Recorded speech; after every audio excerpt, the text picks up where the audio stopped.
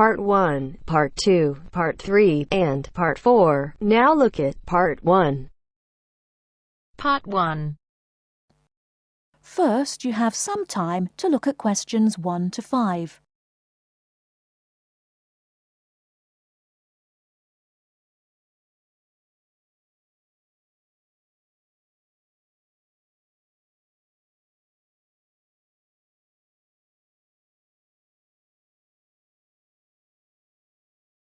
Now we shall begin. You should answer the questions as you listen, because you will not hear the recording a second time. Listen carefully and answer questions 1 to 5.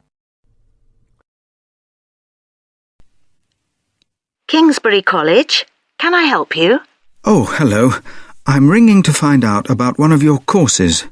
Yes. Is that a daytime or an evening course? Evening. Right.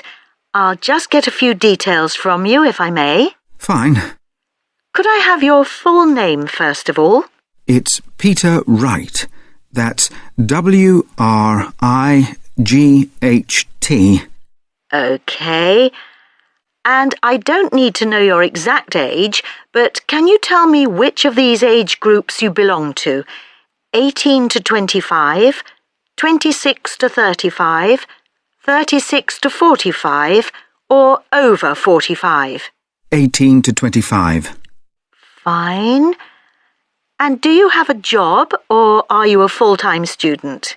I'm an accountant. I just do courses in my spare time for interest. OK. Right. And your address, Mr. Wright? It's 11 Forest Road. F-O-R-E-S-T? Yes. Is that in Kingsbury? Yes, it is. I'm just down the road here. And do you have a phone number? It's 992-471. That's my home number. I haven't got a work number. That's fine. We probably won't need it. Before you hear the rest of the conversation, you have some time to look at questions 6 to 10.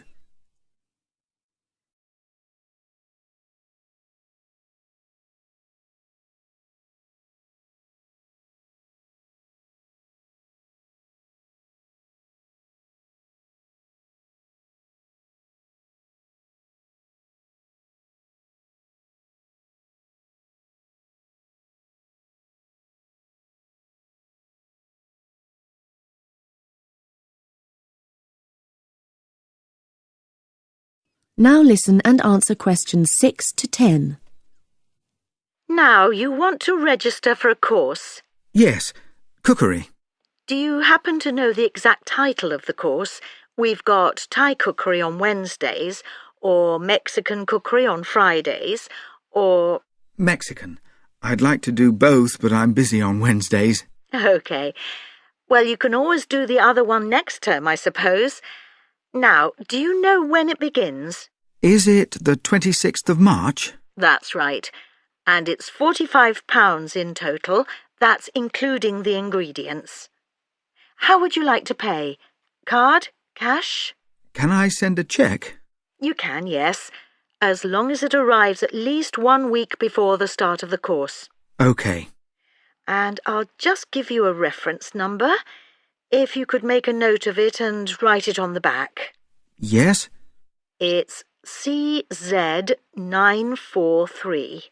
Yes, got that. Good. Well, there's just one last question.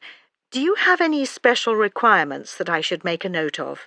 Yes, there is one thing. I use a wheelchair. Right, so you need to have access for that.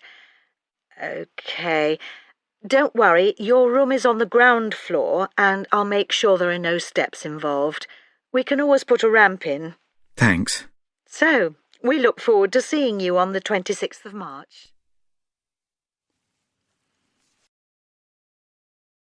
That is the end of Part 1. You now have half a minute to check your answers.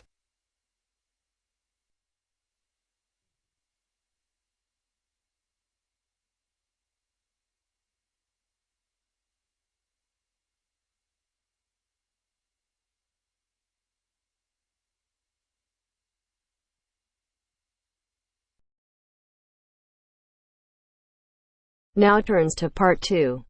Part 2. You are going to hear a talk about Bell College. First, you have some time to look at questions 11 to 17.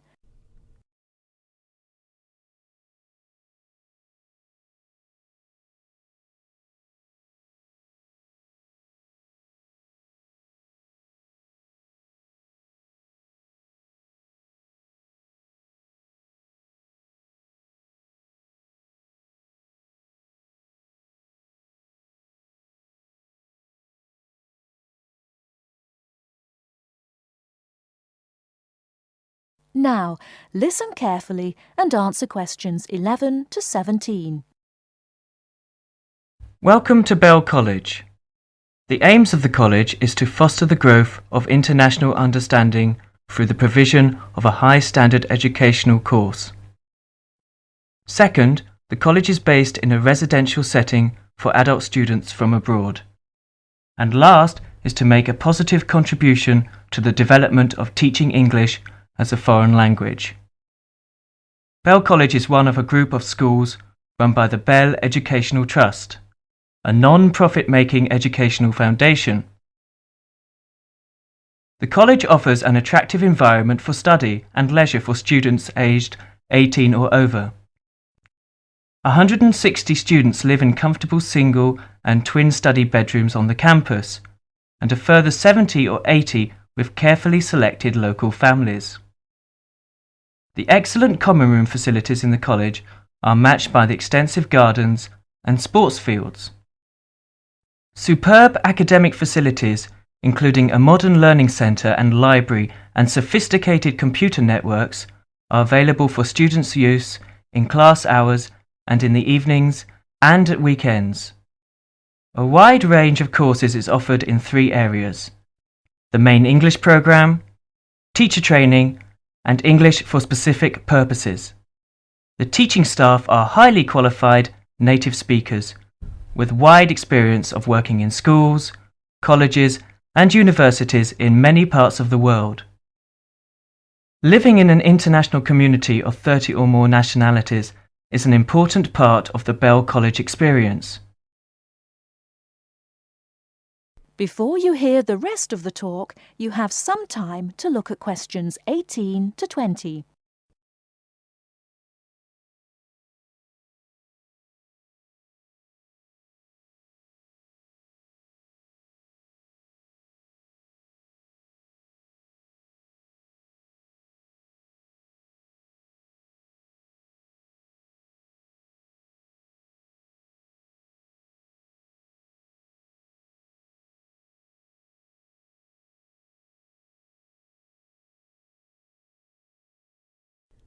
Now listen and answer questions 18 to 20. The main English programme, teacher training, and English for specific purposes. The teaching staff are highly qualified native speakers with wide experience of working in schools, colleges, and universities in many parts of the world. Living in an international community of 30 or more nationalities is an important part of the Bell College experience. Great stress is laid on pastoral care, and the college has its own medical centre. A busy and interesting programme of sporting, cultural and social activities is provided in the evenings and at weekends, with excursions to many parts of Britain.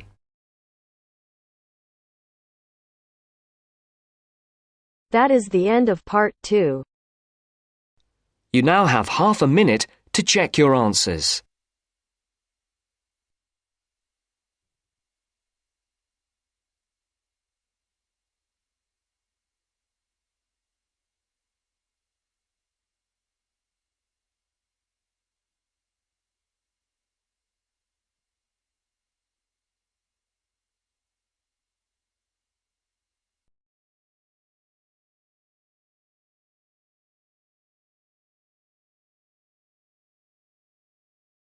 Now turns to Part 3. Part 3. You'll hear 2 university students discussing a social science lecture they attended. First, you have some time to look at questions 21 to 24.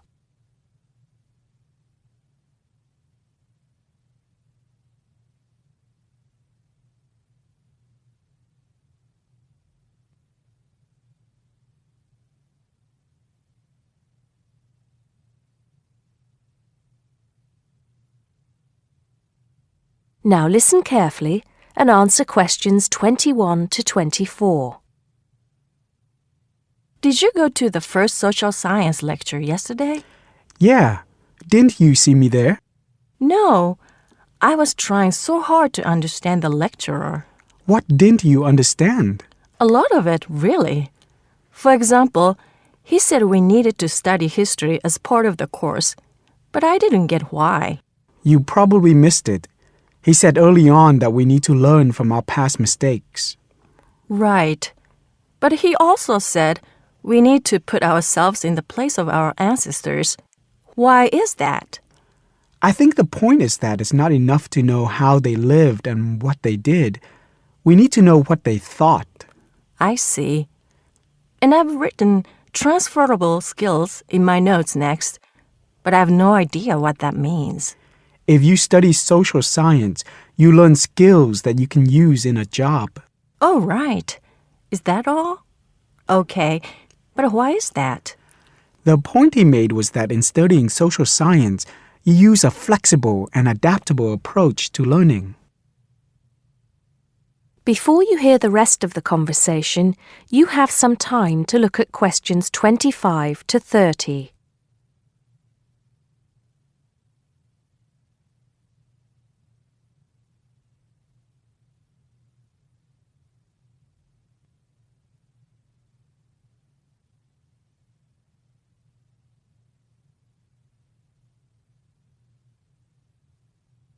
Now listen and answer questions 25 to 30.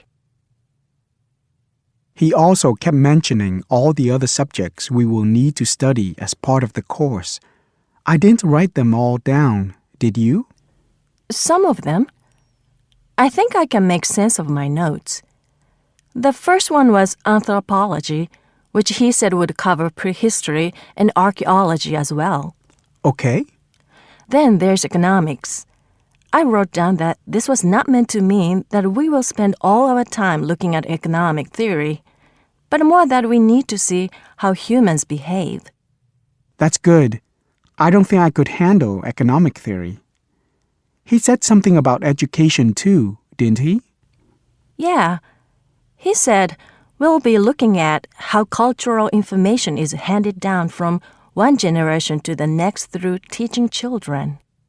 He said we'd be focusing on geography too, but I can't really remember which aspects. Can you? I noted it down, I think. Here we are, yes, particularly in relation to urban planning. It's law that I got confused about. I didn't understand why he linked that to economics. I think he meant that laws affect the way wealth is distributed. That makes sense. Now, what are the science wars? Okay, I did get that.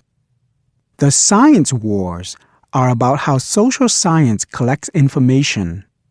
In sociology and social work, and in social science generally, they can only study patterns of behavior and observe.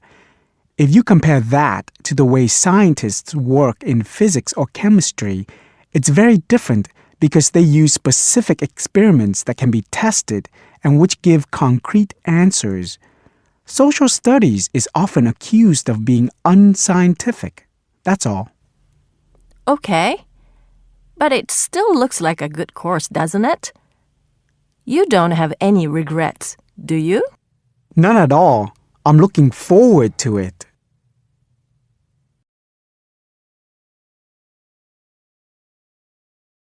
That is the end of part 3. You now have half a minute to check your answers.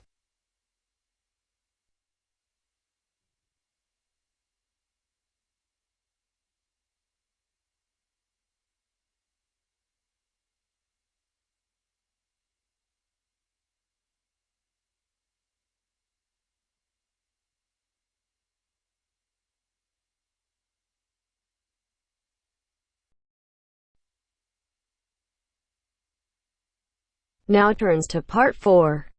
Part 4. You are going to hear a talk about the tall ships race in Britain. First, you have some time to look at questions 31 to 40.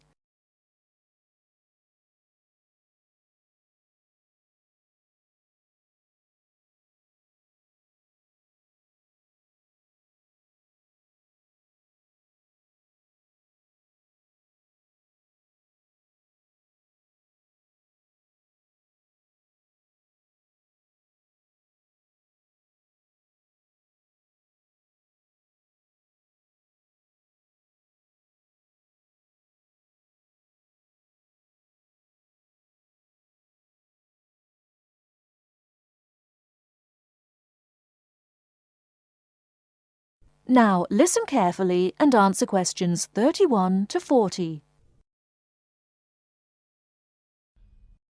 In July 1956, a fleet of 21 sailing ships from 11 countries raced each other from Torbay in Devon to Lisbon. The ships had been converted from cargo carrying to sail training ships. However, their future seemed uncertain, and the purpose of the gathering was to mark the passing of the age of the sail. What happened instead was that the sailing ships refused to say goodbye, and 2 years later they raced again, and the fleet was even larger. It was then that the title The Tall Ships was given to them, and the name remains today. The original organisers, the Sail Training Ship International Race Committee, now called the Sail Training Association, saw that a new international movement had begun, adventure training under sail. As race succeeded race, it became clear that the events had more to do with bringing adventure and widening the horizons of young people than of commemorating the passing of sail. Now, sail training ships began to be specially built, and young people from all walks of life wanted to participate. Now, to compete, a vessel has to satisfy just 3 requirements. It has to have a minimum waterline length of 9.09 metres. Half its crew must be between the ages of 16 and 25, and its principal means of propulsion must be a sail. Since 1972, the race has been sponsored by Cutty Sark Scots Whisky, and it has started to attract huge crowds of spectators. In 1984, more than 250,000 people lined the River Mersey in Liverpool to watch the fleet set off. And in 1986, 2 million spectators joined Her Majesty Queen Elizabeth at Newcastle upon Tyne to watch the parade. 1989 was the year that the spectacular Cutty Sark Tall Ships race started from London. A grand fleet of up to 100 vessels gathered on the River Thames near Tower Bridge on Tuesday the 4th of July. The only thing that the racing yachts, ancient and modern, had in common was their young crews. Few were expert sailors, and the majorities were strangers to the sea and to each other. Between Tuesday the 4th of July, when the fleet began to assemble, and Saturday the 8th of July, when the ships took part in a grand parade of sail down the River Thames, vessels were berthed on either side of Tower Bridge. Some were moored in the Pool of London, opposite the Tower of London, while others were moored to the east of Tower Bridge. Smaller vessels were accommodated in St. Catherine's Dock. Many of the larger ships were open to the public. It was an amazing and historic spectacle as the ships sailed slowly up the River Thames. That is the end of Part 4. You now have half a minute to check your answers.